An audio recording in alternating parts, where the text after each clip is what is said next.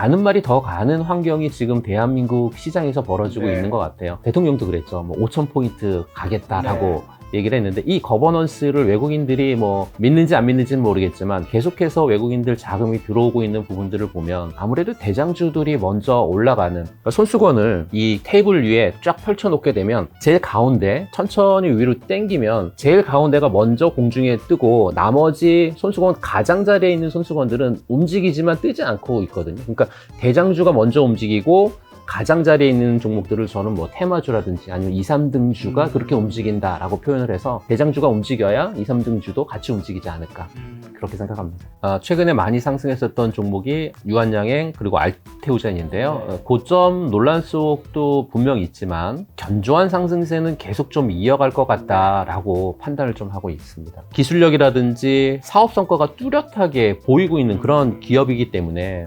계속해서 성장할 수 있을 것 같고, 국내 전기차 기업 뭐 현대차 그룹 같은 경우에도 다른 전기차에 대한 그 라인업을 현재 좀 강화하고 있습니다. 유럽 시장이 올해 상반기에 굉장히 폭발적인 성장을 이끌고 있습니다. 계속 전기차 출하량이 늘고 있다라고 하는 부분들은 기업에 있어서의 성장성을 나타낼 수 있거든요. 판매 증대가 좀 많이 늘어날 수 있을 것 같고요.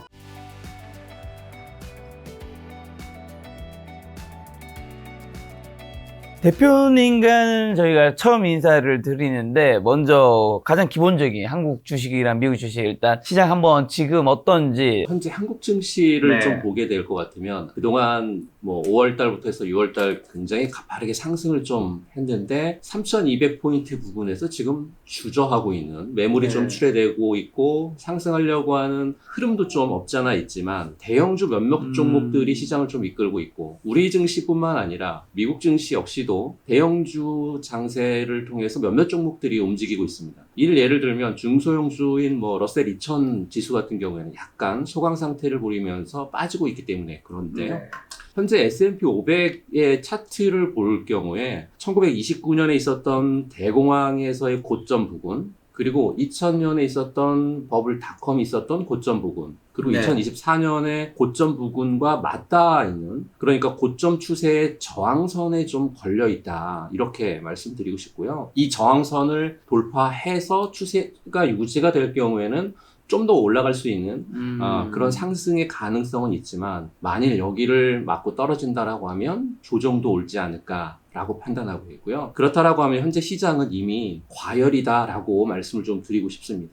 숨고르기 수준이 현재 펼쳐지고 있고, 이 숨고르기가 어쩌면 장기간 이어질 수 있을 가능성도 있는데요. 자, 그리고 추가 경정 예산도 32조 원 정도 확정되었는데, 관련해서 수혜받을 수 있는 섹터는 어디이고, 이재명 정부 시대에 그 밖에 정말 정책 수혜 관련주는 좀 뭐가 될 수 있을까요? 네, 32조에 달하는 이제 추경이 진행이 되면, 추경 같은 경우에는 경기 부양이라든지 또는 민생 안정 같은 쪽에 투입을 해야 되는 부분들인데, 좀 나눠보게 되면 SOC 사업이라든지 또는 경제 위기에 대응을 한다던가, 아니면 민생 안정을 위해서 또는 뭐 일자리 창출 같은 이런 부분들의 수혜가 좀 예상이 될 것 같고, 그런 수혜가 예상이 되는 섹터를 좀 구분해 보면 경기 부양의 가장 선봉장은 아무래도 SOC하고 건설 부분이죠. 여기가 첫 번째가 될 것 같습니다. 그쪽은 뭐 노후 인프라 개선이라든지 또는 지역 균형 발전을 통한 어떤 대형 프로젝트들이 진행이 되는데, 아무래도 뭐 건설이라든지 건설 기자재 관련되어 있는 섹터가 수혜를 좀 받을 수 있을 것 같고요. 그렇게 되면 실제 종목을 말씀을 좀 드려보면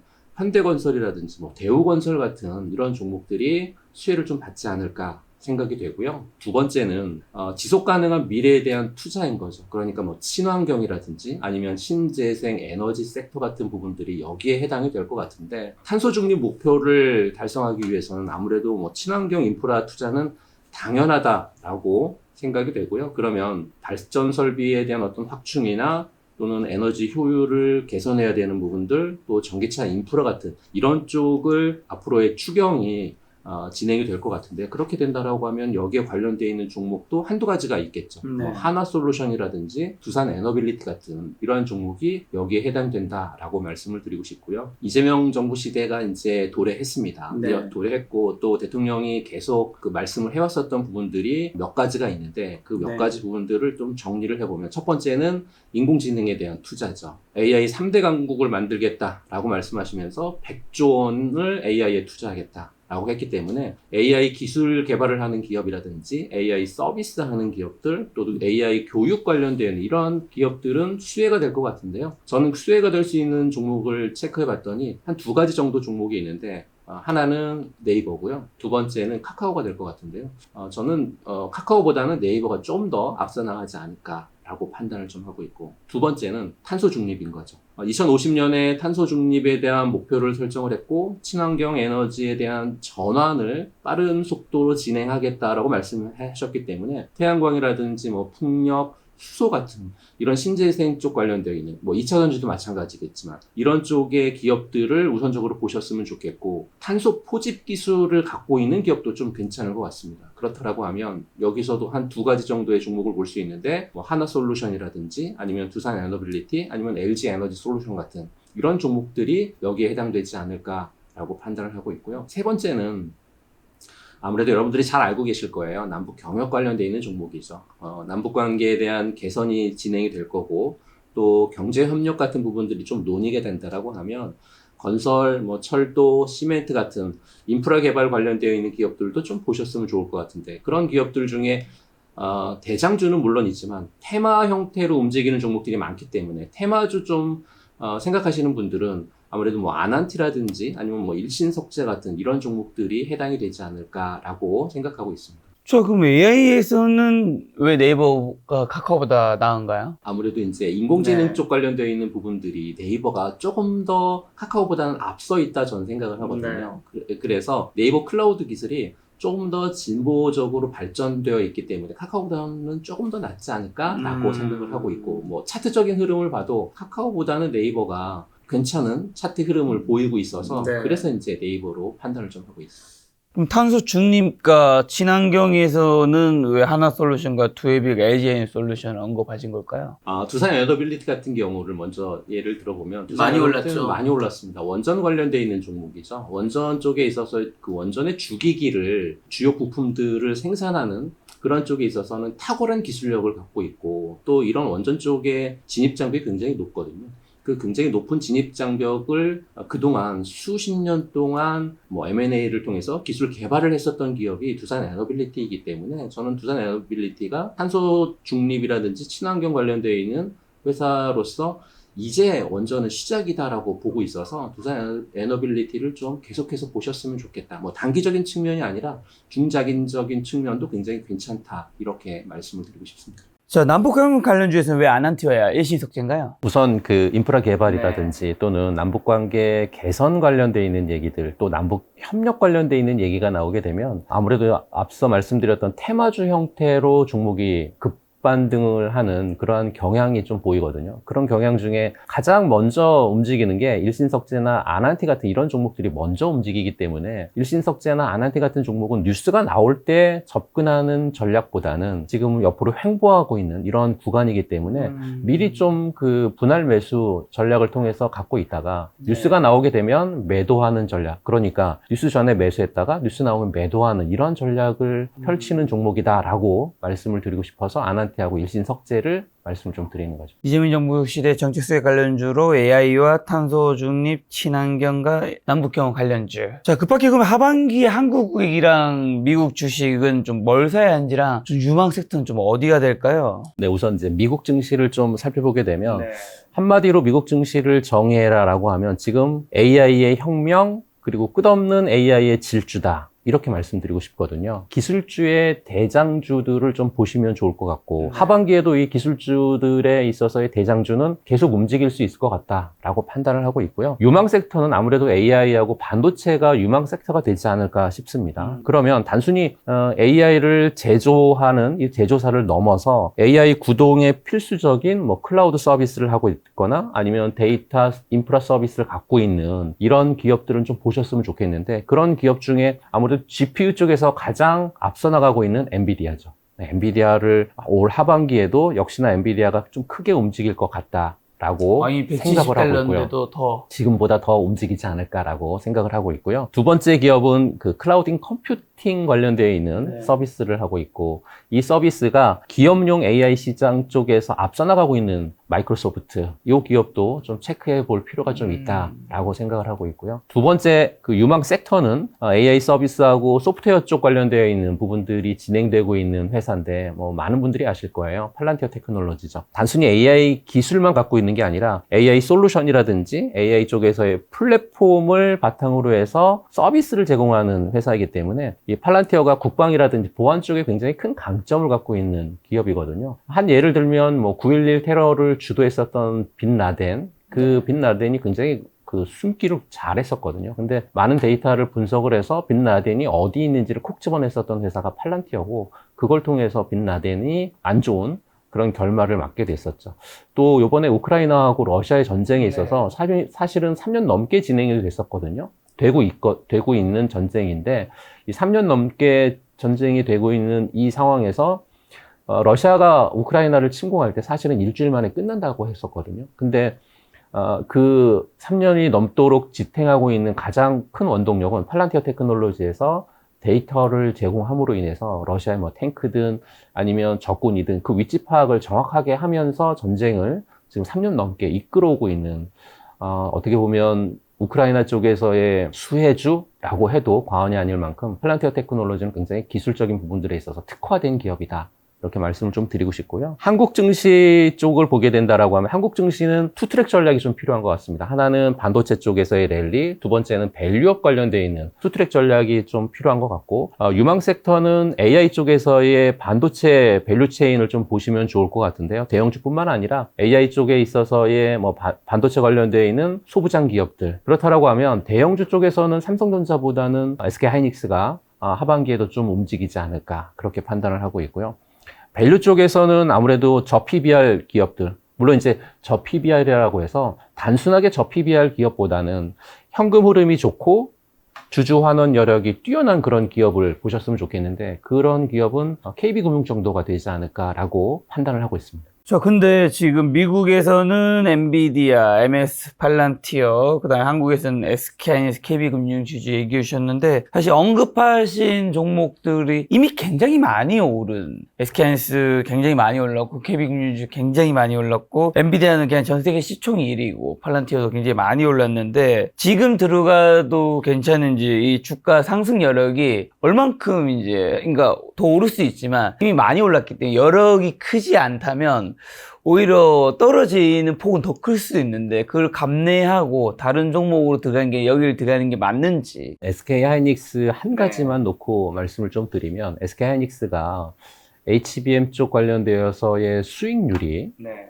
지금 엔비디아하고 협상을 하고 있지만, 내년 2026년에 HBM 쪽에서의 수익률이 55%의 이익률이 나오고 있거든요. 50%가 넘는다라고 하는 이익률은 사실 독과점인 거거든요. 그러니까 독과점 기업들은 경쟁 상다가 없다라는 거지 않습니까? 그렇게 되면 물론 지금 SK하이닉스가 30만 원이라고 하는 뭐 고점 부근을 터치하고 약간 내려오고 있는 그런 숨고르기를 하고 있는 그런 과정에 있는데, 저는 30만 원을 넘어갈 것 같다라고 판단을 해서 지금 바로 들어가기보다는 숨고르기, 그러니까 약간의 눌림이 올 수 있다라고 하는 그런 부분들의 분할로 매수 전략을 하신다라고 하면, 가는 말이 더 간다라고 하는 주식의 격언이 있듯이 가는 말이 더 갈 수 있다라고 보고 있기 때문에요. 앞서 나가고 있는 대장주들, 앞으로 뭐 하반기에도 크게 걱정하지 않아도 된다라고 말씀을 좀 드리고 싶고, 물론 영업이익단에 있어서 대한민국의 대부분의 기업들이 영업이익단이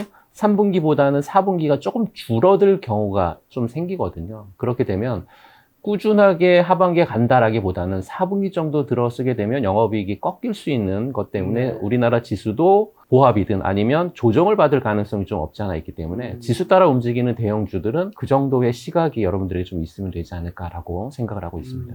그 밖에는 뭐 하반기에 주도주가 바뀐다고 생각하지는 않으시는 건가요? 네, 맞습니다. 하반기에 주도주는 바뀌지 않을 것 같다라고 판단하고 있습니다. 혹시 뭐 근거는 얘기해 주신다면? 앞서 이제 그 대한민국 주식에 대한 부분들이 3,200포인트에서 계속 오르락내리락 반복을 하고 있는데요. 대한민국을 그동안 5월달, 6월달 이끌었었던 키는 외국인들이거든요. 근데 지금 외국인들이 매수하고 있는 종목들 팔지 않고, 물론 어떤 수익을 보기 위해서 일부 매도해서 수익을 챙기는 부분들도 없지 않아 있지만 계속해서 외국인들, 기관들의 자금이 들어오고 있는 섹터는 앞서 말씀드렸던 이런 섹터에 계속 자금이 들어오고 있기 때문에요.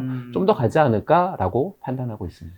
자, 상반기의 주도주 중 하나가 가장 뜨거웠던 게 방산기업인데, 방산기업들은 여전히 수출 확대하고 있는데, 그럼 이게 기업 실적에 어떤 영향을 미치고 방산주의 성장 가능성과 관련 기업들 투자 매력도 어떻게 평가하시나요? K방산 기업들의 수출이 확대되고 있는 부분들은 사실 단발성 매출 증가를 넘어서요. 기업 실적이라든지 아니면 기술 평가에 근본적으로 변화가 나타나고 있다라고 말씀을 좀 드리고 싶고, 우선 첫 번째는 매출액이라든지 영업이익이 폭발적으로 늘어나고 있다라고 하는 부분들인 것 같아요. 수조원 규모의 대규모의 수출 계약이 이어지면서 수주 잔고는 사상 최고치를 현재 기록을 하고 있으니까요. 또 방산 제품의 특성상 제품의 단가가 굉장히 높거든요. 그리고 장기간의 매출이 발생이 된다라고 하면 외형 성장뿐만 아니라 수익성 개선에도 굉장히 크게 기업들에게 영향을 미칠 수 있다. 그래서 이 K방산 같은 경우에 현재 지금의 수주 잔고는 일시적인 현상이 아니다라고 정의를 내릴 수 있을 것 같습니다. 지금 글로벌적인 부분들을 보게 되면 안보에 굉장히 주력을 하고 있는 상황이거든요. 그래서 국방비를 계속해서 EU 쪽에서의 나라들도 국방비를 증액을 하고 있고, 그렇다라고 하면 계속해서 수요가 창출이 될 거고, 러시아하고 우크라이나의 장기적인 전쟁, 그리고 아시아 지역에 있어서의 지정학적 긴장감의 고조, 이런 걸 통해서 계속해서 전 세계 나라들이 국방비를 증액을 하고 있기 때문에 일시적인 현상은 아닐 거다라고 하는 정의를 뒷받침해주는 내용들이고요. 그러면 한국산의 무기를 좀 짚어볼 필요가 있는데요. 대한민국의 경쟁력은 몇 가지가 있어요. 첫 번째는 합리적인 가격이라는 거죠. 네, 굉장히 저렴하면서 가성비적인 측면에 있어서 굉장히 뛰어난 높은 평가를 받고 있다라고 하는 게 굉장히 중요하고, 또 신속하게 납기가 이루어지는 점들, 그리고 기술 이전이 되면서 사후 관리가 잘 되고 있다라고 하는 부분들이 굉장히 큰 강점이다라고 말씀을 드리면서 역사적인 성장 국면에 진입을 했습니다. 대한민국 K방산은. 그러다 보니까 글로벌 안보 환경이라든지 또는 역사적인 수주 잔고가 굉장히 많아지는 이런 부분들을 통해서 전 세계 시장을 좀 석권하고 있다, 이렇게 볼 수 있을 것 같고요. 그래서 지금 K방산은 테마주의 형태가 아니라 실질적인 성장이라든지 미래 성장이 가능한 핵심 성장주로 평가를 받고 있기 때문에 계속해서 이런 방산주들도 좀 보셨으면 좋겠는데, 그 방산주 중에 그래도 대장주로 보시는 건 아무래도 한화 에어로스페이스, 그리고 한국항공우주, 이 정도 종목이 하반기에도 좀 움직이지 않을까. 여러 방산회사가 현대로템도 있고 여러 개 회사가 있는데 LIG도 있을 거고요. 이 두 개 회사를 꼽는 이유가 혹시나? 기술적인 부분들도 없지 않아 있지만 지금 현재 차트적인 위치를 보더라도 기관들의 수급이 좀 나오면서 그동안 상승했었던 게 약간 눌림 형태로 전환이 되고 있거든요. 근데 외국인들이 현재 매도를 하고 있지 않고 있기 때문에 한화 에어로스페이스라든지 한국항공우주 같은 이런 종목들은 외국인들 자금이 좀 더 들어올 수 있는 그런 환경이 좀 조성이 될 수 있을 것 같고, 앞서 말씀드렸던 수주 잔고가 굉장히 빠르게 늘고 있는 그런 특성을 보이고 있는 두 기업이기 때문에 하반기에도 걱정이 없다라고 말씀 좀 드리고 싶습니다. 조방훈이었죠. 조선업계의 수주 증가 추세는 좀 지속 가능할 것으로 보시는지라 투자자들이 주목해야 될 기업은 어디일까요? 조선의 수주 증가는 계속될 거다, 랠리는 계속될 거다라고 말씀을 드리는데, 그 랠리가 계속될 거다라고 했었을 때의 어떤 랠리가 가속해질 수 있는 핵심 동력은 한 세 가지가 좀 있는 것 같아요. 첫 번째는 글로벌 친환경 규제 강화인데요. 대규모 친환경 선박에 대한 교체 수요가 현재 폭발적으로 진행이 되고 있습니다. 2023년인가요? 그때부터 탄소 배출 규제가 좀 강화가 됐고, 기존의 노후 선박들이 LNG라든지 메탄올 선박으로 변경해야 되는 선박 교체에 대한 부분들이 진행이 되고 있다 보니까 지금 글로벌 친환경 규제를 통한 새로운 선박들은 선택이 아니라 이제 필수가 된 것 같죠. 친환경 선박에 대한 필수. 두 번째는 노후 선박에 대한 폐선 주기가 좀 도래했는데요. 무슨 말씀이냐면 조선 산업이 활성화가 됐었을 때가 2000년 초반이었습니다. 그때 선박이 건조됐었던 선박들은 20년이 넘는 노후 기간이 오면서 새로운 선박으로 교체를 해야 되는 그러한 시기에 접했다라고 말씀드리면서 교체 시기가 진행이 되면서 환경 규제까지 더해지다 보니까 폐선이 더욱더 가속화되는 시즌이 시즌이 현재 시즌이다라고 말씀을 드리고, 세 번째는 안정적인 성과라든지 또는 환율 관련되어 있는 얘기죠. 지금 환경 규제라든지 또는 인플레이션 때문에 성과가 굉장히 많이 높아졌습니다. 특히나 대한민국 조선은 결제를 받을 때 달러로 받거든요. 그러니까 원화 기준으로 고환율은 기업의 매출이라든지 수익성 계산에 조금 더 도움이 될 수 있기 때문에 이런 세 가지 측면에 있어서 안정적인 조선이 계속해서 성장을 할 수 있을 것 같다라고 말씀드리고 싶고요. 조선 쪽에 있어서의 대장주는 HD현대중공업이 대장주가 될 것 같은데, HD현대중공업을 대장주로 꼽은 이유는 수주 잔고인 것 같아요. 올해 상반기에 조선 쪽에 있어서의 수주가 그렇게 좋지 못했었거든요. 근데 HD현대중공업이 수주를 받은 게 올해 상반기만 31척의 수주를 받았고, 상대적으로 삼성중공업 같은 경우에는 한 18척, 하나오션 같은 경우에는 한 13척 정도 수주를 받았기 때문에 상대적으로 수주를 좀 많이 받은, 그러니까 신규 고객을 많이 확보를 했었던 이런 부분들로 인해서 HD현대중공업을 대장주로 뽑았고요. 든든한 수주 잔고, 거기에 안정적인 실적이 지속 가능할 종목이 HD현대중공업이 아닌가라고 생각을 하고 있습니다. 근데 전반적으로 시가총액 카테고리별 1위를 좋아하시나 봐요. 뭐 카테고리별 1위보다는 앞서 말씀드렸던 대장주가, 그러니까 가는 말이 더 가는 환경이 지금 대한민국 시장에서 벌어지고 있는 것 같아요. 대통령도 그랬죠. 뭐 5,000포인트 가겠다라고 얘기를 했는데, 이 거버넌스를 외국인들이 뭐 믿는지 안 믿는지는 모르겠지만 계속해서 외국인들 자금이 들어오고 있는 부분들을 보면, 물론 5,000포인트라고 하는 게 외국의 그 뭐 IB 쪽에서도 대한민국 5,000포인트 갈 수 있을 것 같다, 2년 안에 갈 수 있을 것 같다라고 하는 보고서도 최근에 나온 걸 보게 되면, 지금 3,200이니까 앞서 3,500이든 4,000포인트를 가게 되면 아무래도 대장주들이 먼저 올라가는, 그러니까 손수건 효과라고 저는 얘기를 하는데요. 그러니까 손수건을 이 테이블 위에 쫙 펼쳐놓게 되면 제일 가운데를 천천히 위로 당기면 제일 가운데가 먼저 공중에 뜨고, 나머지 손수건 가장자리에 있는 손수건들은 움직이지만 뜨지 않고 있거든요. 그러니까 대장주가 먼저 움직이고 가장자리에 있는 종목들을 저는 뭐 테마주라든지 아니면 2, 3등주가 그렇게 움직인다라고 표현을 해서, 대장주가 움직여야 2, 3등주도 같이 움직이지 않을까, 그렇게 생각합니다. 자, 그럼 대장주라고 한다면 한국의 대장주 삼성전자, SK하이닉스 주가 전망 한번 해주신다면요. 삼성전자가 지금 갖고 있는 이 준비 상태로는 사실 HBM 쪽이 굉장히 큰 이슈가 되고 있는데, HBM의 사업을 절대로 성공하기가 좀 어렵지 않을까. 최근 들어서 이제 협력 업체들도 사실상 HBM을 통과하지 않을까라는 어떤 기대감이 최근까지는 좀 있었어요. 근데 이 기대감이 협력 업체들도 최근 사이에 약간 뭐 포기하는 그런 분위기로 좀 전환이 되고 있는, 좀 안타까운 현실이 좀 전개가 되고 있는데, 이유는 뭐 몇 가지가 있지만 SK하이닉스에서 HBM 쪽에서의 퀄테스트 기준을 굉장히 많이 높여놨기 때문에 사실은 이 퀄테스트 통과하기가 굉장히 어렵거든요. 삼성전자가 HBM3나 HBM4 쪽에서 엔비디아 쪽에서의 퀄테스트 어렵다라고 하는 부분들은 이미 알려진 상황이고, 또 마이크론도 HBM4단에서는 퀄테스트가 좀 어렵지 않을까, 그렇게 지금 보고 있고요. 증권가는 좀 다른 것 같아요. 증권가에서는 삼성전자하고 마이크론이 내년 정도 되면, 또 내년 이후에 HBM3 2단이나 HBM4 쪽은 엔비디아의 퀄테스트를 좀 통과할 수 있을 것 같다라는 보고서는 좀 많이 나오고 있는데, 물론 이제 어떤 게 맞는지는 모르겠지만 어쨌든 저는 삼성전자가 지금 갖고 있는 HBM 쪽에서의 영향력은 좀 많이 좀 떨어지지 않을까. 그에 반해서 SK하이닉스 쪽에서의 HBM은 계속해서 승승장구할 수 있지 않을까라고 생각을 하고 있고요. 물론 삼성전자가 좋은 주식이 될 기존의 입장은 변함이 없습니다. 다만 중국 시장이 좀 열리고, 또 HBM 쪽에서의 재고 문제라든지 또는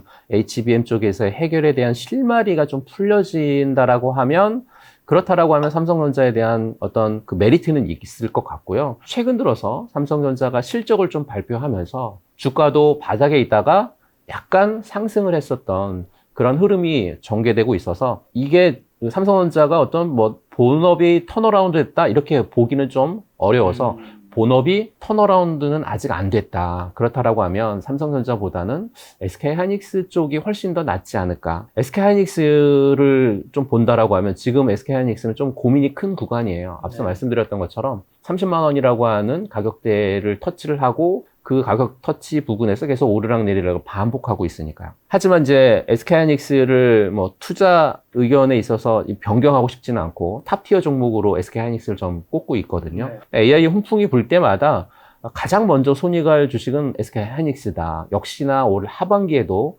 SK하이닉스의 훈풍은 계속될 것 같고 비용 구조적인 부분들을 한번 설명을 좀 드렸었는데 굉장히 마진이 우수하거든요. 2026년에 HBM 쪽에서의 연간 수익률이 55%가 된다라고 하는 그 독과점 쪽에 있는 수익률을 보이고 있는 기업은 눌림이 있을 때마다 투자를 해도 나쁘지 않다라는 결론을 말씀 좀 드리고 싶습니다. 자, 삼성전자 SK하이닉스 중에서 SK하이닉스 좋게 본다고 해주셨는데 SK하이닉스 좋게 보시는 이유도 사실은 AI 때문인 건데 AI 하면 요즘 전기, 전력이 부족하다는 얘기에 너무나도 많은 분들이 들으셨을 텐데요. 원자력 관련해서 좀 여쭤보려고 하는데 AI 시대 폭발적인 전력 수요가 원자력 산업의 이제 부활을 좀 이끌고 있는데 원자력이 친환경 에너지 전환 과정에서 가진 중요성은 좀 뭘까요? 우선 첫 번째는 러시아하고 우크라이나 전쟁 그리고 중동의 불안정 이걸로 인해서 연료 공급의 불안정성이 첫 번째고 또 가격의 변동성도 그로 인해서 심화되고 있다라고 하는 게 가장 큰 문제인 것 같습니다. 그렇게 되면 각국이 에너지 의존도를 좀 낮추면서 안정적인 공급망이 좀 필요해졌기 때문인 것 같고요. 특정 국가에 대한 어떤 에너지 의존도를 낮추면서 국가의 어떤 경제적인 또는 정치적인 독립을 좀 강화하려고 하는 나라들이 좀 많아지고 있고요. 원전 같은 경우에 한번 건설하게 되면 수십 년 동안 안정적인 전력을 생산하는 그런 전력원이고 석유라든지 가스 대비해서 우라늄은 매장량이 굉장히 다변화되어 있기 때문에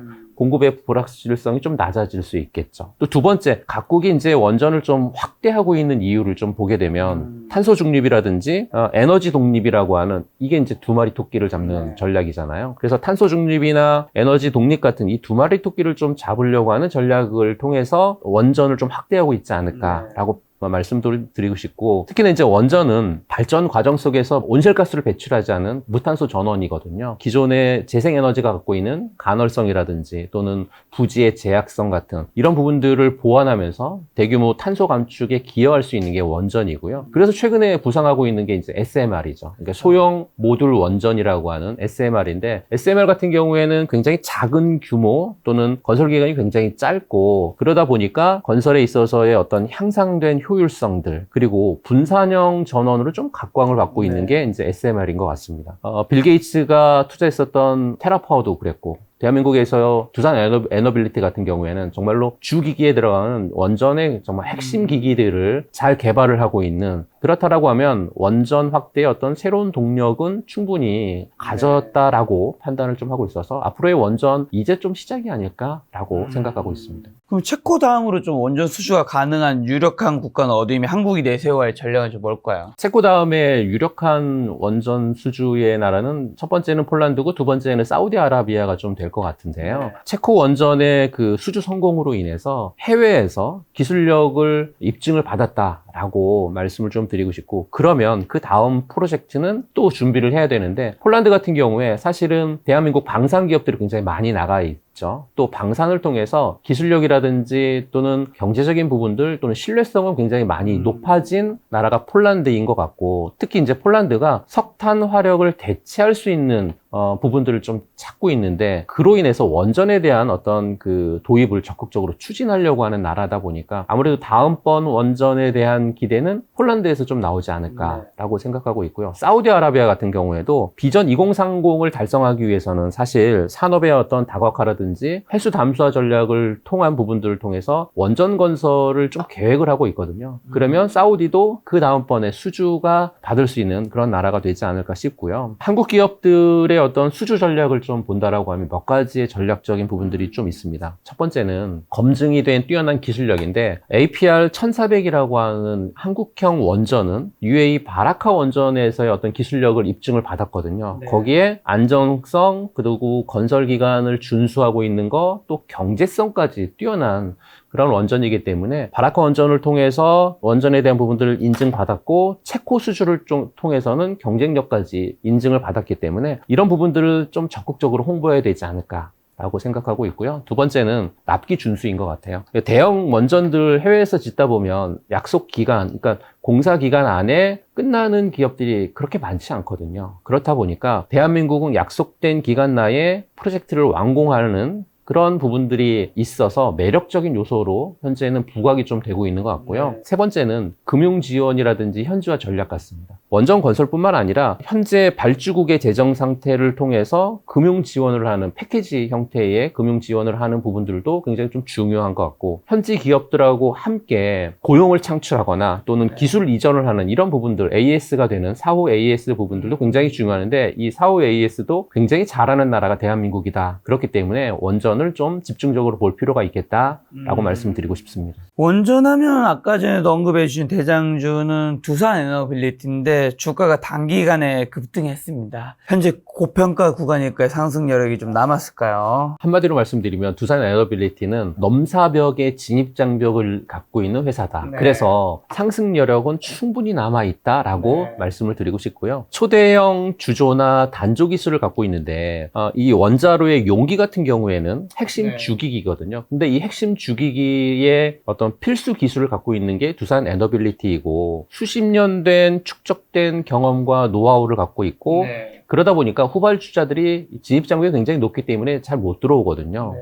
그리고 작년 6월 달에 두산 에너빌리티에서 한국형 원전, 그러니까 I-SMR이라고 하는 핵심 부품을 독자적으로 개발해 성공을 하는 그런 사례도 있었고요. 막대한 초기 자금이 좀 들어가는데, 초대형 설비 투자 같은 경우에 17,000톤급 프레스 같은 경우에 굉장히 천문학적인 자금이 들어가거든요. 그러니까 이런 천문학적인 자금이 초기 비용에 들어가고, 또 장기간의 연구 개발이라든지 또 테스트가 진행이 돼야 되고, 또 각국, 그러니까 당국의 어떤 인증까지 거쳐야 되는 부분들이기 때문에 굉장히 비용과 시간이 오래 걸린다. 그러면 회수 기간도 문제가 될 수 있습니다. 니까요. 이런 전반적인 사항을 다 할 수 있는 기업은 전 뭐 두산 에너빌리티가 좀 될 수 있을 것 같고, 두산 에너빌리티가 지금 수익성 부분에 있어서 좀 전망을 해본다라고 하면 굉장히 그 원전이라고 하는 거는 고부가가치 산업이거든요. 핵심적인 기술의 어떤 집약체적인 산업이고, 또 고부가가치 제품을 만들기 때문에 일반 제조업보다는 높은 마진을 좀 확보할 수 있는 그런 산업이 원전 산업이고, 체코의 그 원전 수주할 때 한수원이 이제 우선 협상 대상국으로 지정이 됐던 것처럼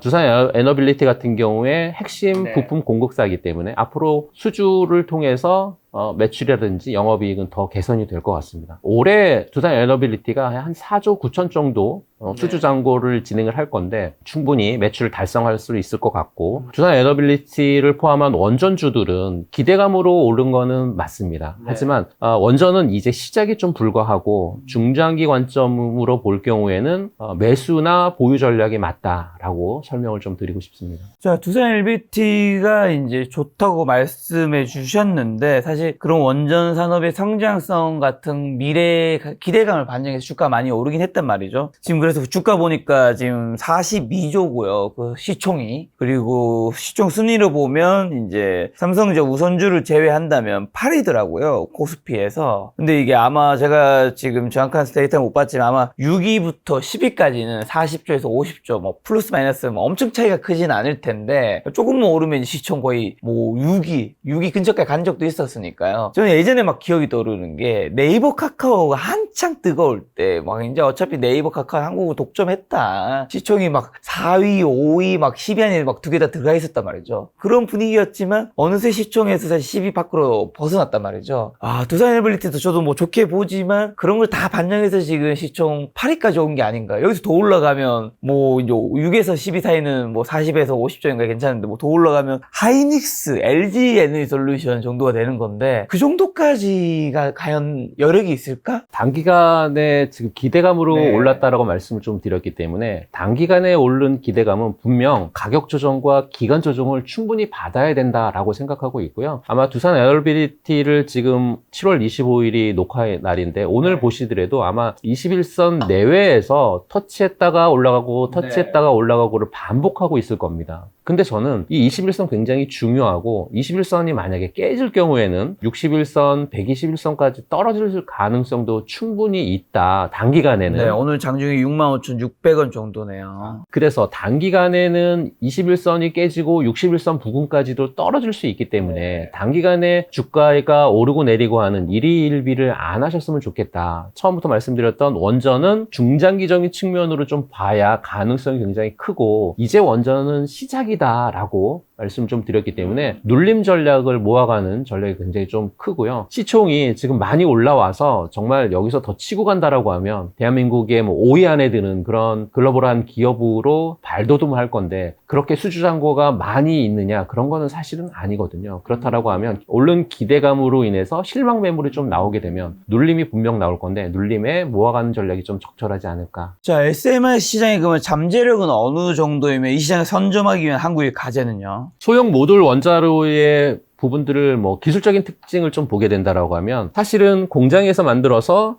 현장에 와가지고 조립을 하고 건설에 대한 어떤 효율성이 좀 증대가 될 수 있을 것 같고요. 그리고 가장 중요한 건 안정성인데 외부의 전원 공급이 만약에 차단된다 하더라도 비상 냉각이라든지 아니면 비상 정지 같은 부분들을 중력이라든지 대류로 할 수 있다라고 하는 굉장히 안정성이 많이 높아졌습니다. 네. 그러면 중대 사고의 위험으로서 좀 회피할 수 있는 그런 부분들이 있고 장점이라고 한다라고 하면 안정성이 굉장히 큰 장점 중에 하나고요. 공장에서 제작해서 현장에서 조립을 하는 그렇게 되면 비용에 대한 부분들도 절감할 수 있고 공사 기간도 단축할 수 있다라고 하는 거. 부지도 크지 않아도 됩니다. 그러니까 부지가 얼마만큼 필요하냐면 축구장 하나 정도의 부지면 충분히 SMR 한 기를 지을 수 있거든요. 그리고 산업단지라든지 도서지역 같은 데도 충분히 SMR을 지을 수 있기 때문에 용량까지도 조절이 가능한 그런 장점을 갖고 있고 이런 특성 덕분에 AI 데이터 센터라든지 아니면 산업단지의 전력원으로서 충분하다라고 판단하고 있습니다. 그러면 이런 한국 기업들이 갖고 있는 SMR 과연 퍼스트 무브의 기능을 할 수 있느냐 라고 한다라고 하면 충분히 할 수 있다라고 보고요. UAE 바카라 원전 건설에 대한 부분들, 그를 통한 운영 같은 부분들을 통해서 대형 원전은 기술력을 인정받았거든요. 네. 그런 대형 원전의 기술력이 있다라고 하면 SMR 개발 같은 경우에도 강력한 기반이 될 수 있다라고 말씀을 드리면서 혁신형 SMR 개발을 좀 해야 될 것 같고 공급망에 대한 국산화가 좀 필요할 것 같고 또 차세대 SMR 같은 부분들의 어떤 기술 선점 같은 경우도 굉장히 필요해서 앞으로 나아갈 부분들은 굉장히 많다. 그리고 원전은 이제 시작이다라는 말씀을 좀 드리고 싶습니다. 자, 그리고 대표적인 성장 산업으로 사람들이 생각하는 로봇도 좀 여쭤보려고 하는데 최근 로봇 관련주가 조정을 겪고 있지만 투자의 기회라고 분석하셨던 것 같은데 로봇 산업 장기적인 성장 동력 여전히 유효하다고 보시나요? 지금 로봇 관련되어 있는 종목들이 약간 하락세를 보이고 있는데요. 단기 과열에 따른 어떤 단기 조정이다라고 말씀드리고 싶고요. 근본적인 성장 동력은 여전히 강력하다. 그러니까 로봇주가 지금 단기적으로 조정을 받은 이유가 한 두 가지로 정립을 해볼 수 있을 것 같은데요. 우선은 대부분의 로봇 관련되어 있는 종목들이 매출이 적자거든요. 근데 로봇 관련되어 있어 성장을 할 수 있다라고 하는 기대감 때문에 주가는 올라왔었던 것 같고요. 실적이 뒷받침되지 못하기 때문에 기대감만으로서는 계속해서 크게 올라갈 수는 없죠. 두 번째는 작년 2024년 하반기 쪽에서 산업용 로봇이 수요가 좀 줄었어요. 그러니까 작년에 고금리라든지 경기에 대한 불확실성을 통해서 기업들이 설비 투자가 좀 둔해졌거든요. 물론 설비 투자가 둔해졌다고 해서 전반적인 로봇 수요의 감소냐? 그렇지는 않고 계속해서 로봇 수요는 폭발적으로 늘어날 거다라고 보고 있고요. 이 로봇 쪽이 역시 메가 트렌드가 저는 될 것 같습니다. 향후에. 근데 그 메가 트렌드가 될 수 있을 만한 몇 가지 이유가 있는데 첫 번째 이유는 인건비 절감이라든지 생산성 쪽에서의 향상인 것 같아요. 전 세계적으로 인건비 상승과 인력난을 겪고 있기 때문에 이게 모든 제조업 비롯한 모든 산업에서 나타나고 있는 현상이거든요. 이걸 해결할 수 있는 건 저는 로봇 산업이 이걸 해결할 수 있지 않을까라고 생각하고 있고 두 번째는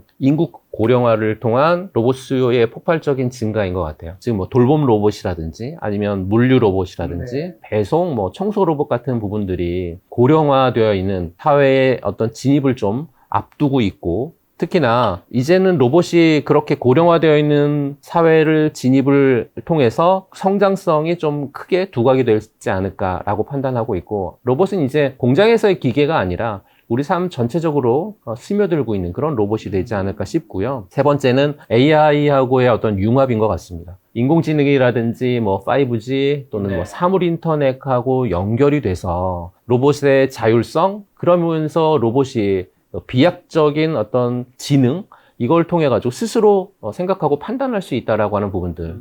이렇게 되면 로봇의 어떤 환경이라 산업은 무한대로 확장을 할 수 있을 것 같고요. 네 번째는 글로벌 기업들의 어떤 투자도 마찬가지로 로봇 산업을 이끌 수 있다라고 생각하고 있는데요. 삼성전자라든지 테슬라, 엔비디아 같은 경우에 굉장히 로봇에 강력하게 투자를 하고 있고요. 특히나 이번에 GTC 2025 엔비디아 쪽에서도 로봇 관련되어 있는 제품들 출시하고 기술 개발에 대한 부분들 얘기를 했기 때문에 로봇 기술 발전이라든지 또는 상업화에 대한 기대감 굉장히 크다. 대한민국 정부에 있어서의 지원도 만만치 않은 것 같아요. 2030년까지 로봇 100만 대 보급에 대한 부분들 얘기를 했고, 시장 규모를 지금보다 4배가량 키우는 한 20조 원까지 시장 규모를 좀 키우겠다라는 얘기가 있었고, 민관 합동을 통해서 3조 원 정도를 투자하면서 이 부분들을 좀 더 육성을 강력하게 하겠다라고 하는 의지를 좀 발표했기 때문에 로봇 관련되어 있는 종목들은 지금 하락을 하고 있지만 저는 숨고르기를 하고 있다. 2030년까지 연평균 20% 정도의 성장률을 갖고 있는 산업이기 때문에 앞으로 그 잠재력은 충분히 발현될 것 같다라고 말씀 좀 드리고 싶습니다. 자, 그럼 AI 기술이 로봇 산업에 가져오는 가장 큰 변화는 뭐고, 물리적 AI로 불리죠. 이게 우리의 삶을 어떻게 바꿀까요? 로봇이 굉장히 똑똑해졌습니다. 똑똑해졌고 물리적 AI라고 하는 새로운 개념을 창출했죠. 그러니까 로봇이 로봇 존재 자체를 어떤 근본적으로 바뀌는 그러한 시대가 된 것 같아요. 과거에는 로봇에 정해진 명령을 하다라면 그 명령만 반복적으로 수행하는 그런 로봇이었죠. 그런 로봇들은 자동화 기계라고 할까요? 그런 표현으로 마무리하는데, 최근에 AI가 융합이 되면서 스스로 보고 느끼고 행동하고 판단하는, 그러니까 능동적으로 반응하는 그런 존재로 발전을 한 부분들이 굉장히 크다라고 생각하고 있고, 이런 어떤 근본적인 변화는 첫 번째는 지능화에 대한 변화인 것 같아요. 그러니까 똑똑해졌죠. 스스로 판단하고 학습하고 결정을 내리니까요. AI를 통해서 딥러닝이라든지 머신러닝을 통해 가지고 주변의 환경을 인식을 하고 데이터를 좀 처리한 다음에 최적의 판단을 내리는, 이렇게 되면 복잡하고 유연한 작업을 로봇이 스스로 혼자 할 수 있는 그런 단계가 됐던 거죠. 예를 들면 구글의 딥마인드 쪽에서 제미나이 로보틱스 온데바이스라고 하는 이 로봇은 그 인터넷 연결이 없이도요, 스스로 자율적으로 작업을 수행하는 그런 기술을 하고 있는 로봇까지 발전을 했으니까 굉장히 당족의 발전을 했다라고 말씀을 드릴 수 있고요. 두 번째는 자율화인 것 같아요. 인간의 개입 없이 스스로 판단한다, 스스로 일한다, 이런 정의를 내릴 수 있을 것 같은데요. 센서라든지 카메라를 통해서 주변에 어떤 그 데이터를 수집을 하고, 수집된 데이터를 분석을 하고, 분석을 통해서 환경을 이해한 다음에 장애물이 있으면 피해서 최적화되어 있는 경로를 만들고 새로운 데이터를 학습을 하는, 정말 자율화 쪽에서의 큰 발전을 앞으로도 더 해나갈 수 있을 것 같고요. 세 번째는 가장 중요한 부분 같아요. 인간하고의 협업인 것 같습니다. 예전에는 공장에서 로봇은 위험한 것만 하는 로봇들이 있었고, 인간은 그렇지 않은 쪽에서 작업이 진행이 되는데, 이제는 로봇과 인간이 한 공간에서 위험한 것과 그렇지 않은 것들을 함께 작업을 하는 협동 로봇이 좀 많이 발전이 됐기 때문에 앞으로도 이 협동 로봇은 대한민국의 큰 강점이 아닐까라고 생각을 해서, AI는 로봇 산업의 어떤 단순한 개선이 아니라 어떤 본질적인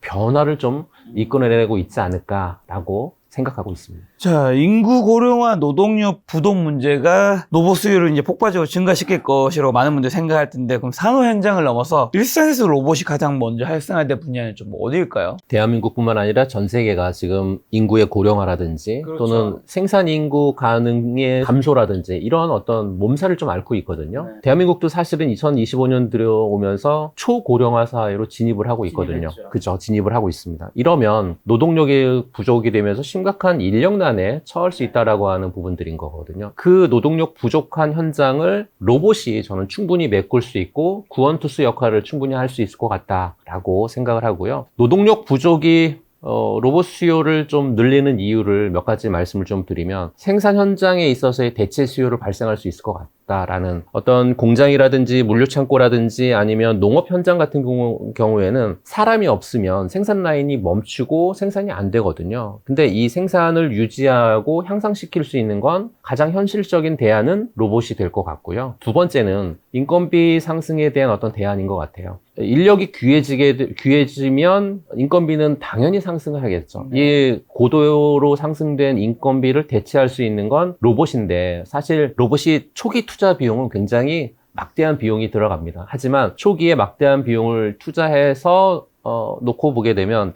장기적인 측면으로 보게 되면 인건비 부담을 줄일 수 있고 또 로봇 같은 경우에 배터리만 잘 갈아주게 되면 사실 24시간 계속 일할 수 있는 그런 쉬지 않고 일할 수 있는 생산 효율을 극대화할 수 있는 부분들이 있기 때문에 이렇게 인건비 상승에 대한 대응적인 측면이고 세 번째는 위험하고 반복적인 작업에 대한 대체인 것 같아요. 사실 인간도 위험한 거 하기 싫거든요. 로봇으로 대체한다라고 하면 그쪽에 있어서의 대체 인력으로 충분히 효율적인 배치가 가능하지 않을까 싶고 고령화를 통해서 로봇 수요가 좀 늘릴 수 있는 그런 부분들도 없잖아 있는 것 같은데요. 이제 뭐 돌봄이라든지 의료 서비스를 할 수 있는 그런 로봇들을 생각을 하면 될 것 같은데 고령 인구를 통해서 노인 돌봄 로봇이라든지 아니면 재활 로봇이라든지 의료 로봇 서비스를 하는 그런 로봇들이 굉장히 수요가 많이 늘 것 같습니다. 일본에서는 많이 발전을 했어요. 독거노인이 홀로 집에서 계실 때 대화를 할 수 있는 로봇은 많이 일상화된 것 같고 대한민국에도 아마 출시가 몇몇 기업들을 통해서 출시가 좀 됐고요. 또 삶의 질의 향상을 높일 수 있는 그런 로봇들이 앞으로 수요를 많이 이끌어 나갈 수 있는데 그러니까 혼자 계시다 보니까 뭐 청소하거나 아니면 서빙하거나 이런 로봇들이 고령층을 도우면서 삶의 질을 좀 높일 수 있지 않을까 싶습니다. 노동력 부족이라든지 또는 고령화는 이제 뭐 선택의 문제가 아니라 피할 수 없는 그런 현실에 닥쳤기 때문에 이 로봇 산업은 앞으로도 꾸준하게 성장할 수 있을 것 같고요. 최우선으로 활성화될 수 있는 분야를 좀 생각한다라고 하면 로봇을 통해서 물류라든지 또는 배송 로봇 같은 부분들은 앞으로 대한민국의 강점인 것 같고 돌봄 로봇이라든지 또는 안내하는 로봇이라든지 뭐 청소하는 이런 로봇들도 강점이 좀 될 수 있을 것 같아서요. 이런 쪽에서의 수요가 계속해서 발생할 수 있지 않을까라고 생각합니다. 로봇 쪽에서는 어느 회사를 가장 좋게 보시나요?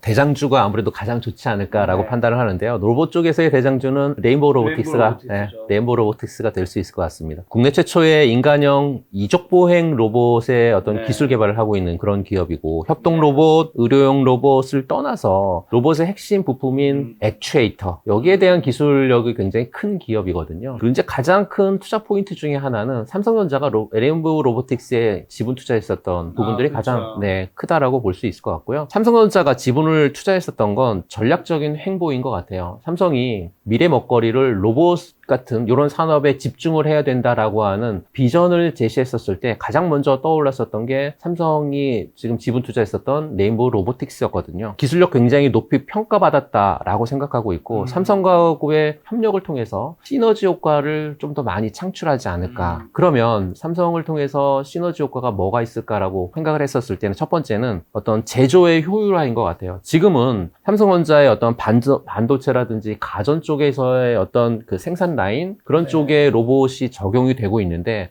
추후에는 그보다도 더욱더 복잡하고 다양한 분야의 로봇이 많이 쓰일 것 같고요. 두 번째는 새로운 사업의 어떤 가속화가 되지 않을까 싶습니다. 그러니까 뭐 서비스 로봇이라든지 기존의 어떤 로봇이 하고 있는 비즈니스를 더 떠나서 새로운 사업이 진행이 될 때 가장 먼저 레인보우 로보틱스가 그 사업을 선도하지 않을까라고 판단을 하고 있어서요. 인간형 로봇 관련되어 있는 기술 개발을 하고 있는 기업 거기에 가장 큰 잠재력을 갖고 있는 기업 그러면 독보적인 기술력을 통해서 향후 미래 시장을 선도할 수 있는 그런 성장 동력을 크게 갖고 있는 기업이 레인보우 로보틱스가 아닌가라고 생각하고 있습니다.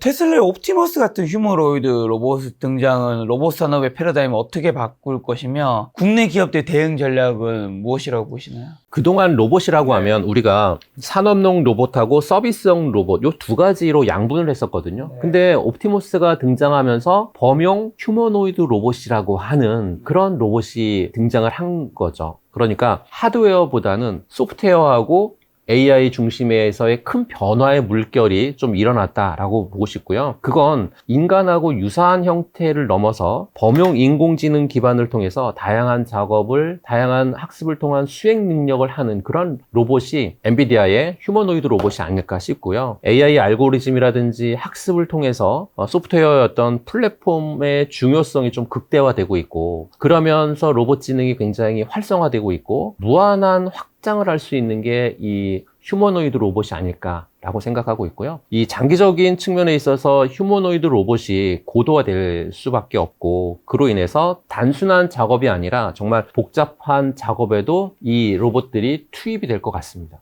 그렇게 되면 인력난에 대한 해소라든지 또는 생산성에 대한 부분들은 굉장히 큰 혁신을 가져올 수 있으니까요. 그러면 국내 기업들 같은 경우에 지금 휴머노이드 로봇에 대한 부분들 대응 전략을 놓고 본다라고 하면, 사실 국내 기업은 산업용 로봇하고 서비스용 로봇에 극한이 되어 있거든요. 이 휴머노이드 로봇하고는 약간 아직까지는 기술 격차가 좀 있다라고 인정을 좀 해야 되는 부분들이기 때문에, 이렇게 되면 선택과 집중 두 가지 측면으로 국내 기업들은 발돋움을 해야 될 것 같고요. 그러니까 강점 분야에 대한 선택인 것 같고, 거기에 집중적인 부분들이 필요한 것 같습니다. 대한민국 기업들이 강점은 협동 로봇이라든지 서비스 로봇이라든지 아니면 방역 로봇 같은 부분들이 굉장히 강점이거든요. 뛰어난 기술력도 갖고 있고 여기에 집중해야 될 것 같고, 두 번째는 대기업하고의 어떤 시너지를 좀 극대화했으면 좋겠습니다. 그러니까 삼성전자가 레인보우 로보틱스하고의 시너지를 일으키기 위해서 지금 전략을 갖고 있는 부분들, 또 현대차가 보스턴 다이내믹스를 통해서 현재 자동차 쪽에서 사람보다 많은 기계가 투입되고 있다라고 하는 부분들을 본다라고 하면, 앞으로 로봇 관련되어 있는 산업은 이렇게 대한민국은 강점 분야에 집중을 하고 대기업하고의 시너지를 통해서 좀 더 기술 개발을 통한 빠른 점유율을 확장해 나가야 되지 않을까라고 생각을 하고 있습니다.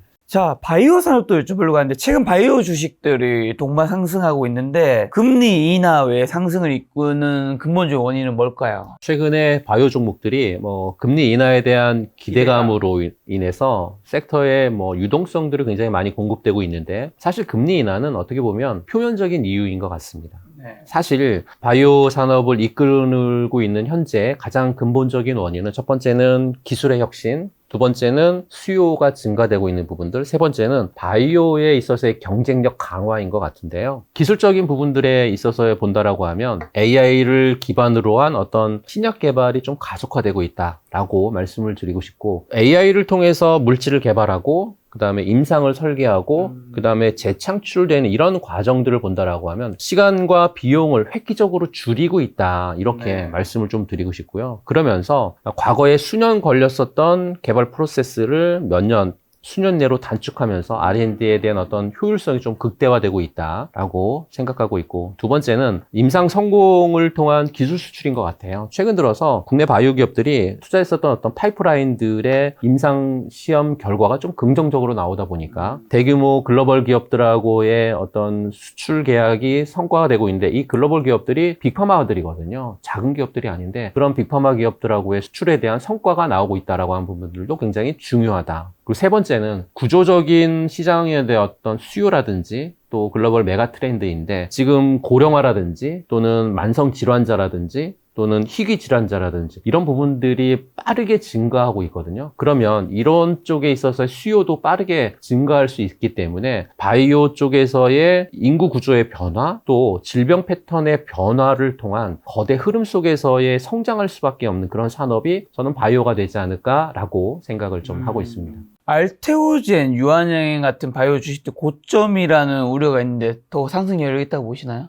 최근에 많이 상승했었던 종목이 유한양행 그리고 알테오젠인데요. 고점 논란 속도 분명히 있지만 견조한 상승세는 계속 좀 이어갈 것 같다라고 판단을 좀 하고 있습니다. 단순히 금리 인하 기대감이라든지 금리 인하뿐만 아니라 거시적인 요인을 넘어서 기술력이라든지 사업 성과가 뚜렷하게 보이고 있는 그런 기업이기 때문에 성장성은 계속해서 성장할 수 있을 것 같고 상승 여력은 좀 충분할 것 같다라고 보는데요. 알테오젠 같은 경우에 SC 제형 기술에 있어서 가장 뛰어난 그런 회사 기업이죠. 빅파마하고의 어떤 계약을 통해서 기술력을 인정을 받았고 최근 들어서 기존의 그 계약 규모를 좀 확대하거나 또는 신규 파이프라인에 대한 어떤 적용 가능성들을 좀 논의하면서 추가적인 성과가 기대가 되고 있는 종목이 좀 알테오젠이다라고 보고 있어서요. 글로벌 시장에서 어떤 인정을 받고 있는 그러한 기업 중에 하나가 대한민국의 대장주 역할을 좀 하고 있다. 하지만 이 대장주가 많이 올랐는데도 불구하고 더 올라갈 수 있지 않을까라고 생각하고 있고요. 두 번째는 유한양행이죠. 유한양행 렉라자도 역시나 시장에 강력한 경쟁력을 갖고 있는 그러한 제품인데 뭐 렉라자라든지 얀센의 리브리반트를 통해서 임상 3상 결과가 굉장히 고무적인 결과치를 도출했죠. 폐암 시장, 특히나 글로벌 폐암 시장에서 글로벌 성장적인 부분들은 크게 성장이 가능하지 않을까 판단하고 있고요. 유한양행뿐만 아니라 뭐 알테오젠도 두 기업 모두 현재 펀더멘탈에 있어서의 상승세는 계속해서 진행되지 않을까 싶고 추가적인 상승 여력 남았다라고 말씀드리고 싶습니다. 자, 삼성바이오로직스 같은 그럼 CMO 같은 기업은 신약 개발 리스크 없이 안정적인 성장이 가능할 텐데요. 바이오 포트폴리오에서 이런 기업들이 가진 중요성은 좀 뭘까요? 신약 개발에 있어서 사실은 신약 개발이 성공하기 위해서는 막대한 자금, 시간이 좀 필요한데 그렇죠. 그런데도 불구하고 한 20% 정도 기업들만 성공을 하는 사례들이 최근 들어서 많이 나오고 있으니까요. 이런 리스크가 굉장히 크죠. 그거에 반해서 CMO 기업들, CDMO 기업들, 그러니까 생산이라든지 개발 서비스라는 이런 기업들은 신약 개발에 대한 어떤 성공 여부를 떠나서 안정적인 수익 창출을 좀 할 수 있는 그런 기업들이기 때문에 제약바이오 포트폴리오에 충분히 이런 기업들은 여러분들이 보유하셔야 될 것 같다라는 말씀을 좀 드리고 싶고요. 이 CMO, CDMO의 어떤 중요성은 사실 안정적인 실적과 매출 성장인 것 같아요. CDMO, CMO 기업들이 계약을 하게 되면 고객사하고 단연간의 계약을 하게 되거든요. 그러니까 단연간의 계약을 하게 되면 많은 기간 동안 매출이 안정적으로 나온다는 거고요. 그렇게 되면 실적에 대한 변동성이 크지 않다라는 장점을 갖고 있는 것 같고 또 두 번째는 높은 기술력이라든지 진입 장벽이 굉장히 높다라고 하는 부분들이거든요. 바이오 의약품 같은 경우에 생산할 때 세포를 통한 어떤 배양이라든지 정제라든지 아니면 제형화 같은 이런 부분들이 있는데 생명공학 기술이 굉장히 고도화되는 생명공학이 좀 필요하고 또 정밀한 공정 관리가 굉장히 필수적인 부분들인데 이걸 삼성바이오로직스 같은 CMO, CDMO 기업이 잘 해 나가고 있다라고 말씀드리고 싶고 세 번째는 리스크 분산 효과예요. 그러니까 앞서 말씀드렸던 신약에 대한 임상 결과가 나빠질 수도 있고 좋아질 수도 있는데 확률이 굉장히 낮기 때문에 나빠질 수 있을 가능성이 있다라고 하면 CMO나 CDMO 같은 이런 기업들은 포트폴리오에 당연히 한 부분을 차지해야 되지 않을까. 그러니까 신약 실패 시에 리스크적인 대응책이 이런 기업들이 되지 않을까 싶고요. 특히나 삼성바이오로직스 같은 경우에는 이 CMO, CDMO 분야에 있어서 국내 1등뿐만 아니라 글로벌 1등 기업이기 때문에 충분히 상승 여력이 남아있다라고 말씀드리고 싶습니다. 자, 바이오에서 그러면 추천하시는 기업은 알테오젠, 유한양의 삼성바이오로직스인 건가요? 아니면 다른 회사가 있나요? 바이오 종목 중에서는 대장주는 저는 뭐 알테오젠이 대장이 좀 될 것 같고 CDMO 기업 중에서는 삼성바이오로직스가 대장주가 되지 않을까라고 생각하고 있습니다. 자, 마지막으로 2차 전지 산업만 좀 여쭤보려고 하는데요. 최근에 미국이 중국산 흑연에 높은 관세를 부과했는데 K배터리 산업에 미칠 영향 좀 어떻게 보시나요? 최근 들어서 미국이 중국산 흑연의 97%인가요? 어마무시한 관세를 매겼어요. 이렇게 이제 미국이 중국에 관세를 부과하는 건 중국의 의존도를 좀 낮추고 미국 중심의 공급망을 구축하려고 하는 의지가 좀 강하죠. 특히나 흑연 같은 경우에 음극재 쪽에서의 어떤 주 재료고 전 세계 생산량의 70%를 중국 쪽이 하고 있다 보니까 공급망 구축을 통한 부분들이 미국 굉장히 하고 싶었던 것 같고 중국 의존도가 굉장히 높다 보니까 높은 의존도를 통해서 배터리라든지 전기차 쪽에 있어서의 어떤 산업의 불안정 요인들을 좀 배제하려고 하는 그런 부분들이 없잖아 있는 것 같고요. 대한민국 시장 같은 경우에 이 공급망에 대한 부분들을 통해서 탈중국이라든지 공급망 다변화 쪽에서의 기회가 좀 생기지 않을까 그렇게 생각을 합니다. 단기적인 영향을 좀 본다라고 하면 아무래도 원가 상승에 대한 압력이라든지 공급망 다변화의 부담이 좀 단기적인 그 악재인 것 같아요. 그러니까 원가 상승의 압력은 아무래도 중국산 흑연에 대한 의존도가 아직까지는 굉장히 높거든요. 그러면 수입 원가가 높아질 거고 이 원가가 높아진 게 배터리 생산 비용에 들어갈 거고 추후에 자동차의 가격에도 영향을 미칠 수 있기 때문에 원가 상승 압력을 충분히 받을 수 있을 것 같고 공급망 다변화 같은 경우에는 비중국산 흑연 확보하기가 굉장히 어렵거든요. 신규 광산 개발이라든지 그로 인한 가공시설에 대한 구축 같은 것도 비용이라든지 시간이 굉장히 오래 걸리기 때문에 공급량 늘리기는 굉장히 어렵거든요. 단기간에. 그렇게 되면 공급망 변화에 있어서의 부담적인 부분은 분명히 있는 것 같습니다. 그런데 중요한 건 단기적인 측면보다는 중장기적인 측면이 더 중요하다 저는 생각을 하는데 음극재 쪽에서의 기술 개발이 좀 필요한 것 같습니다. 그러니까 천연 흑연 외에도 뭐 실리콘 음극재라든지 아니면 차세대 음극재 같은 이런 쪽의 개발을 진행을 해서 상용화가 좀 필요한데 대한민국의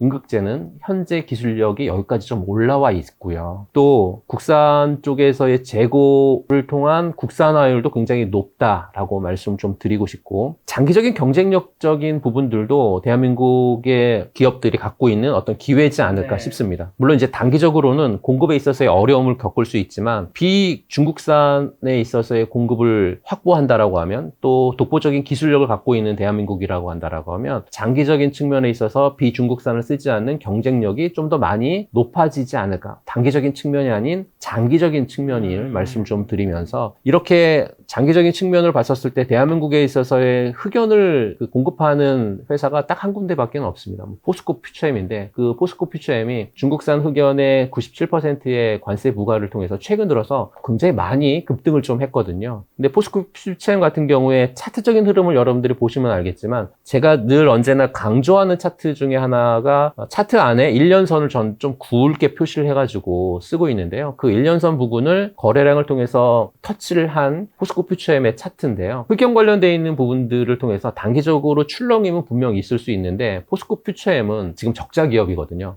포스코 퓨처엠의 포인트는 적자가 흑자로 돌아서는 그 포인트를 여러분들이 잡으셔야 되는데 아직까지는 올해는 흑자로 전환되기는 좀 어렵지 않을까. 지금 흑연 관련되어 있는 97%의 관세를 통해서 포스코 퓨처엠 단기적으로 매매는 가능하지만 중장기적인 측면에 있어서는 아직까지는 관망해야 되는 종목이 아닌가라고 판단하고 있습니다. 자, 그리고 또 자율주행 시대가 본격화되면 LFP 배터리보다 삼원계 배터리가 더 중요해진 이유는 어떻게 되나요? 이제 자율주행 기술이 고도화되면 차량이 이제 단순하게 이동수단을 좀 넘어서 움직이는 스마트 기기 또는 개인화된 모빌리티 기기 이렇게 정의를 할 수 있을 것 같거든요. 그렇게 되면 가장 중요한 건 배터리의 요구사항이 많아진다라는 거죠. 자율주행차의 가장 큰 특징들이 몇 가지가 있어요.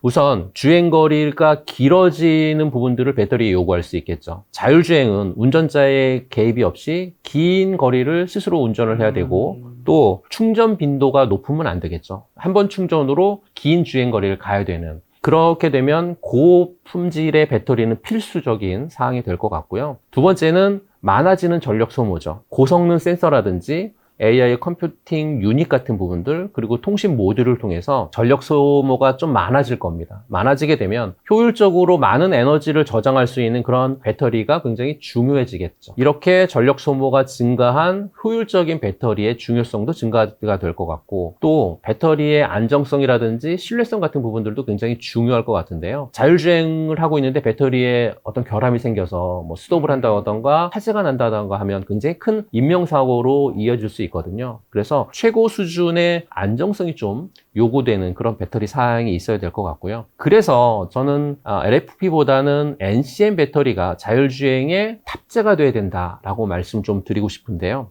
왜 그러냐면 NCM 배터리가 압도적인 밀도를 자랑을 하죠. 그러니까 LFP보다는 한 1.5배에서 2배가량 높은 밀도를 갖고 있는 게 NCM 배터리이기 때문에 장거리 주행에 가장 적합하고 또 에너지 밀도 향상에 제약을 안 받죠. 향상에 제약을 안 받는다라고 하는 건 LFP는 에너지 밀도를 높일 수 있는 제약적인 구간이 있는데요. LFP 같은 경우에는 그렇지 않고 재료들만 잘 섞게 된다라고 하면 에너지 밀도를 좀 많이 높일 수 있겠죠. 물론 이제 안정성적인 부분들에 있어서는 아직까지는 약간 해결해야 될 부분들이 없잖아 있고요. 저온 쪽에서의 성능이 굉장히 우수합니다. LFP 같은 경우에는 저온에서 성능이 굉장히 많이 떨어져서 자율주행에 적합하지 않는 반면에 NCM 배터리 같은 경우에 저온 환경에서도 성능이 크게 저하가 되지 않기 때문에 장거리 안정적인 주행거리를 확보할 수 있다라고 하는 장점이 좀 없잖아 있고요. 또 지속적인 기술 발전이 좀 가능하다라고 하는 부분들은 NCM 배터리는 니켈 함량을 높이거나 뭐 줄이면서 또 실리콘 응곡제를 통해서 에너지 밀도의 성능을 좀 크게 개선할 여지가 굉장히 높거든요. 네. 그에 반해서 LFP는 좀 제한적이다. 그렇게 되면 성능과 효율성 측면에 봐서는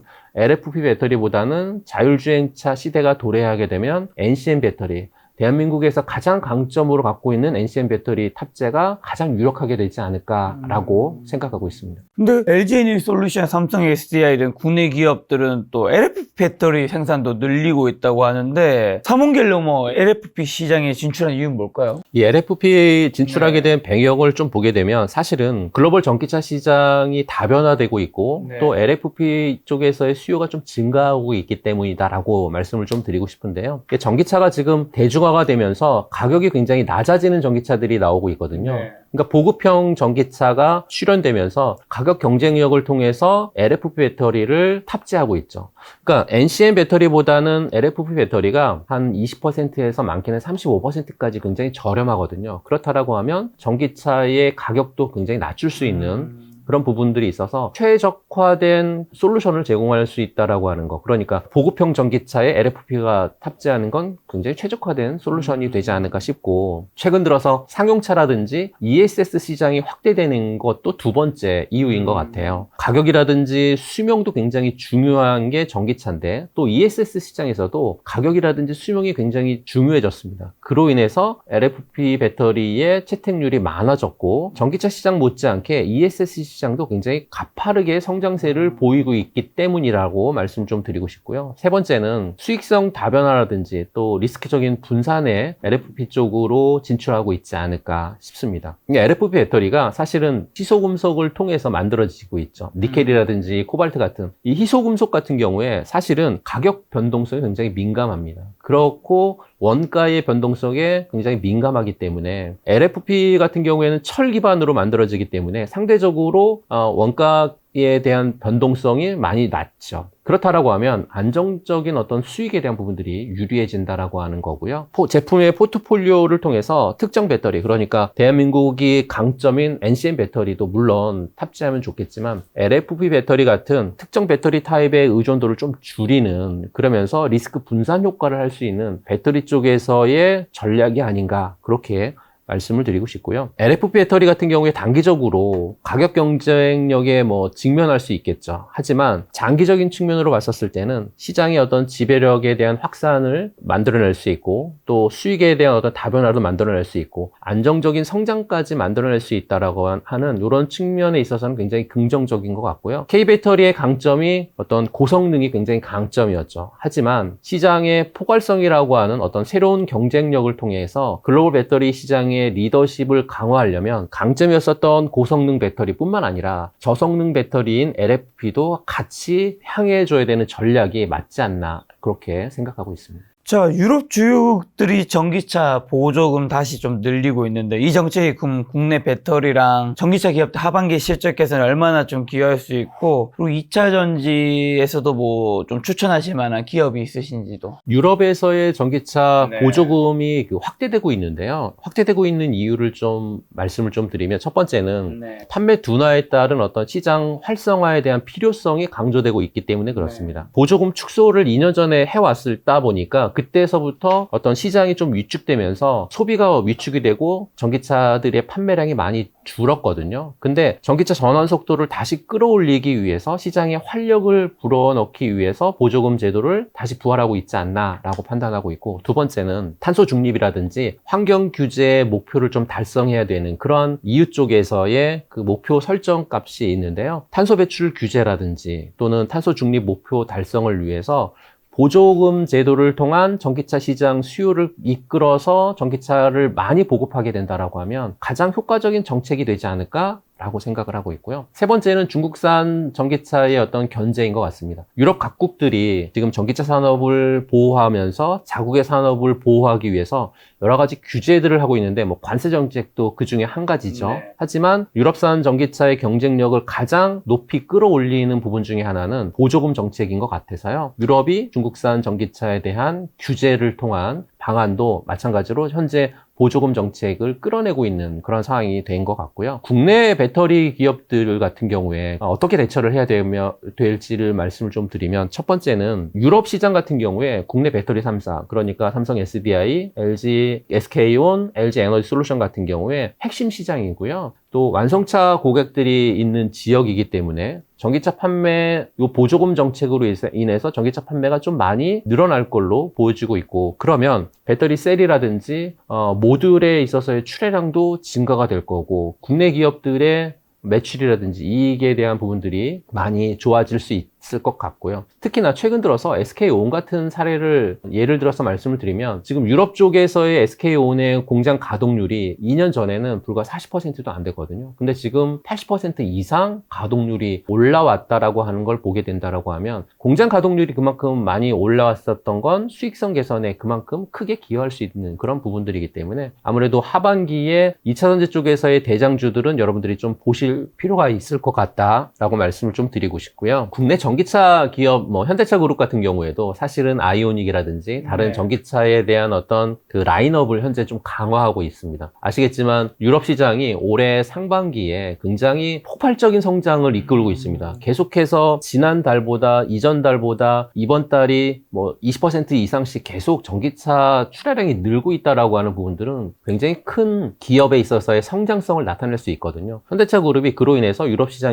속에서 어떤 라인업을 강화하고 있는 건 판매 증대를 목적으로 하고 있기 때문에 판매 증대가 좀 많이 늘어날 수 있을 것 같고요. 하반기 실적에 있어서의 가장 강력한, 특히나 유럽 시장을 나가 있는 국내 기업들 같은 경우에 하반기에 실적의 트리거가 될 수 있는 건 요 보조금 제도가 아닐까라고 말씀을 드리고 싶고, 그렇다라고 하면 대장주를 여러분들이 보시겠다라고 하면 저는 대장주 중에서 LG 에너지 솔루션이 아마 가장 큰 대장주가 되지 않을까 싶습니다. 자, 오늘 그러면 이제 대표님께서 여러 섹터 종목을 언급해 주셨는데, 집중적으로 들어갔던 섹터는 원자력과 로봇과 바이오와 2차 전지가 있었고, 그 다음에 이재명 정부의 수혜주로는 AI와 탄소 중립, 남북형 관련주, 그리고 유망 섹터로는 한국에서는 AI에서 SK하이닉스라든가 이제 그 상법 개정에 의한 헤비 금융지주, 그럼 미국에서는 AI 반도체, 엔비디아, MS, 팔란티 언급해 주셨는데, 한 1억 원 정도 있으신 현금이 있으신 분이라면 어떤 섹터, 어떤 종목으로 좀 담으면 좋을지 한번 핵심 정리 한번 해주신다면요, 마지막으로. 네. 국내에 투자하는 분들도 굉장히 많이 계시지만 해외에 투자하시는 분들도 굉장히 많거든요. 저는 국내에 투자하는 비율을 한 70%를 잡고 해외에 투자하는 비율을 한 30%를 잡는다라고 하면, 우선은 이제 해외 투자하시는 분들이 보실 수 있는 종목들,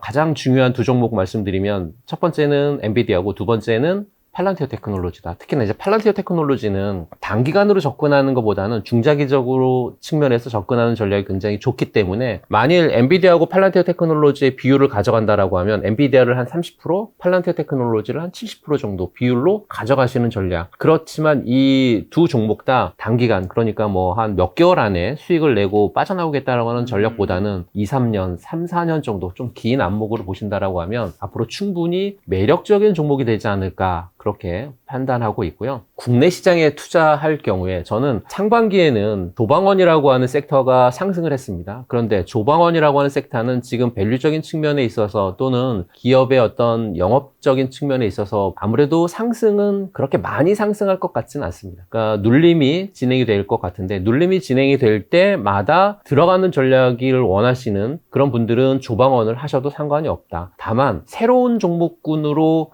투자를 하고 싶다라고 하시는 분들은 저는 하반기에는 반도체 섹터와 바이오 섹터가 하반기에 주류를 형성하지 않을까라고 생각을 하고 있고요. 그렇게 되면 하반기에 반도체 쪽에서는 SK하이닉스, 그리고 바이오 쪽에서는 알테오젠이 되지 않을까라고 생각을 하고 있어서요. 물론 이제 하반기에 SK하이닉스하고 반도체로 다 섹터를 구성하기보다는 조방원이라고 하는 섹터는 눌림 있을 때 들어가시라고 말씀드렸기 때문에 조방원 섹터 중에 대장주들 그리고 반도체하고 바이오 쪽에서의 대장주들 이렇게 구성을 하면 좀 다양한 구성을 통해서 리스크 전략까지 같이 병행하는 그런 투자가 되지 않을까라고 생각하고 있습니다. 알겠습니다. 한국과 미국의 비율은 7대3. 그만큼 한국 증시를 하반기에 좀 더 좋게 보시는 거겠죠? 네, 맞습니다. 알겠습니다. 다음번에 대표님 모실 땐 코스피가 4,000원 시대에 한번 모실 수 있으면 좋겠다는 생각 들었습니다. 올만님의 손님은 조진표 대표님이었습니다. 지금까지 소중한 시간 함께해 주셔서 정말 감사합니다. 오늘도 김 작가였습니다. 고생 많으셨습니다. 감사합니다.